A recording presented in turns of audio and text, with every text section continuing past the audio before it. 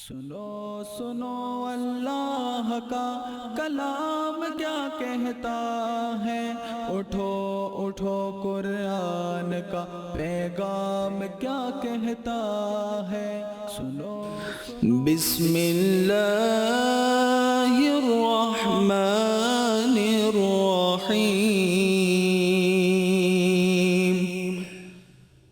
کیف تکفرون باللہ وکنتم امواتا فاحیاکم ثم یمیتکم ثم یحییکم ثم الیہ ترجعون۔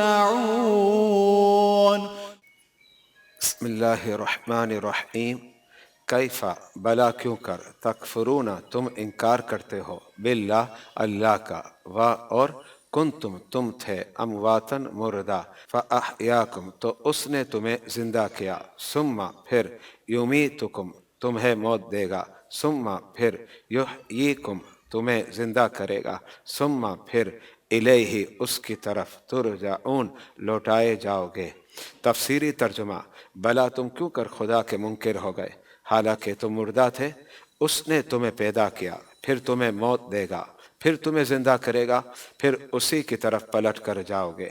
معزز و محتشم سامعین و ناظرین، سورہ بقرہ کی آیت نمبر 28 کے متعلق آج آپ درس قرآن سماعت کریں گے۔ جناب میں آپ کی توجہ قرآنی الفاظ کی طرف مبذول کرانا چاہتا ہوں۔ آیت کریمہ میں دو زندگیوں کا تذکرہ ہے، نمبر 1 فَأَحْيَاكُمْ، دوسرا یحییکم میں۔ اب آپ کے ذہنوں میں یہ سوال قائم ہوگا قرآنی اس آیت میں دو زندگیوں سے کیا مراد ہے؟ ایک تو وہی ہے جو میں اور آپ گزار رہے ہیں، دوسری قیامت کے دن اٹھایا جانا ہے۔ اسی طرح اس آیت کریمہ میں دو موت کا تذکرہ ہے، نمبر 1 امواتن، دوسرا یمیتکم میں۔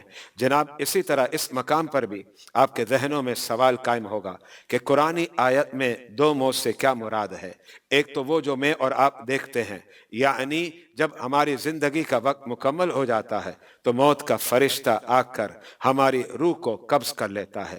اس کا تذکرہ خالق کائنات سورہ آل عمران میں کرتا ہے، کل نفس ذائقۃ الموت، یعنی ہر جان نے موت کا مزہ چکھنا ہے۔ دوسری موت سے مراد جب ہمارا جنم نہیں ہوا تھا اور ہم بے جان نطفہ تھے جس کو پانی یا منی کہتے ہیں۔ یہی انداز خالق کائنات نے زمین کے متعلق بھی اختیار کیا۔ زمین کی دو قسمیں ہیں، نمبر 1 قابل کاشت، اس کو زندہ زمین کہا جاتا ہے، نمبر 2 غیر قابل کاشت، اس کو ہمارے عرف میں مردہ زمین کہا جاتا ہے، اور قرآن بھی ایسی زمین کو مردہ کہتا ہے۔ خالق کائنات نے سورہ روم میں ارشاد فرمایا یحیی الارض بعد موتہا، مذکورہ آیت کریمہ میں موت سے مراد غیر قابل کاشت زمین ہے۔ پس اسی طرح جب ہم بے جان نطفہ تھے تو رب نے اس کو موت یعنی مردہ سے تعبیر کیا۔ حضرات گرامی، حکیم الامت مفتی احمد یار خان نعیمی علیہ رحمہ نے اس مقام پر عشق و محبت سے لبریز ایک بات پیش کی ہے، میں وہی بات آپ کے سامنے پیش کرنا چاہتا ہوں۔ فرمایا جب تک زمین خشک ہوتی ہے وہ مردار کہلاتی ہے، لیکن جب اس زمین پر می برس جائے تو اس جگہ پر سبزے کا حسن نمایاں ہو جاتا ہے۔ اسی طرح جب تک فیض نبوت کی کرنیں انسانی قلب پر نہیں پڑتی وہ زندہ ہونے کے باوجود مردہ ہے، لیکن جب وہ عظیم الشان کرنیں قلب و دل پر نازل ہو جائے تو ایمان و تقوی کا سبزہ اگ جاتا ہے۔ حضرات گرامی، انسان اولاً بے جان نطفہ تھا، پھر دنیا میں آنے سے پہلے اسے کچھ مراحل سے گزرنا ہوتا ہے۔ خالق کائنات نے سورہ حج آیت نمبر 5 میں ان مراحل کا تذکرہ آج سے 1400 سال پہلے کر دیا جن کا اقرار آج کی سائنس بھی کرتی ہے۔ خالق کائنات نے ارشاد فرمایا ثم من علقہ، یعنی وہ نطفہ جو ماں کے رحم دانی میں داخل ہو جاتا ہے پھر وہ جمع و خون بن جاتا ہے، ثم من مضغہ، پھر وہ خون گوشت کا لوتھڑا بن جاتا ہے۔ یہ وہ مراحل ہے جس کا تذکرہ قرآن میں 1400 سال پہلے ہی کر دیا گیا تھا۔ حضرات گرامی، ماں کے پیٹ میں اس کا ٹوٹل دورانیہ 120 دن کا ہوتا ہے۔ جب دورانیہ مکمل ہو جاتا ہے تو وہ فرشتہ جو اللہ کی جانب سے بچہ دانی پر مقرر ہوتا ہے اب اللہ کی بارگاہ میں اجازت لیتا ہے کیا اس میں روح کو ڈال دوں؟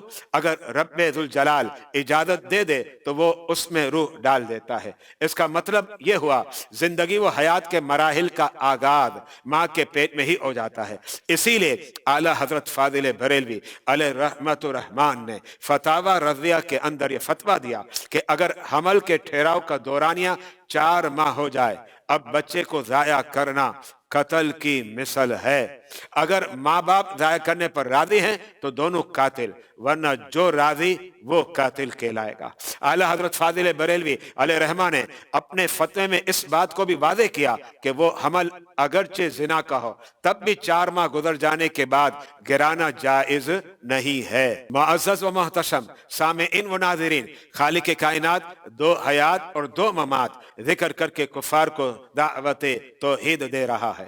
جب میں ہی حیات و ممات دینے والا ہوں تو عبادت کے لائق و مستحق بھی میں ہی ہوں۔ حضرات گرامی، اس آیت کریمہ میں دنیا کی زندگی اور موت کے بعد صرف ایک حیات اور زندگی کا ذکر ہے جو قیامت کے روز ہونے والی ہے۔ قبر کی زندگی جس کے ذریعے قبر کا سوال و جواب اور قبر میں ثواب و عذاب کا ہونا ہے، اس کا تذکرہ خالق کائنات نے اس مقام پر نہیں کیا۔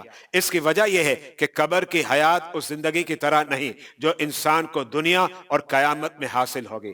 جناب، قبر کی حیات و زندگی کا ثبوت اجماع امت قرآن کریم کی متعدد آیات اور کثیر احادیث مبارکہ سے ملتا ہے۔ اے ہمارے مولا، ہم سب کو تیری کتاب مقدس کا فیضان عطا فرما، آمین۔ اٹھو اٹھو قرآن کا۔ اس سلسلے کو آپ حضرات دیکھ سکیں گے ہمارے یوٹیوب چینل وسیم ضیائی اور ہمارے فیس بک پیج مرکز العلوم پر، اور مزید اسلامی معلومات اور دینی کتابوں کے لیے وزٹ کریں ہماری آفیشیل ویب سائٹ www.wasimziai.com۔ سنو سنو اللہ کا کلام کیا کہتا ہے، اٹھو اٹھو قرآن کا پیغام کیا کہتا ہے، سنو سنو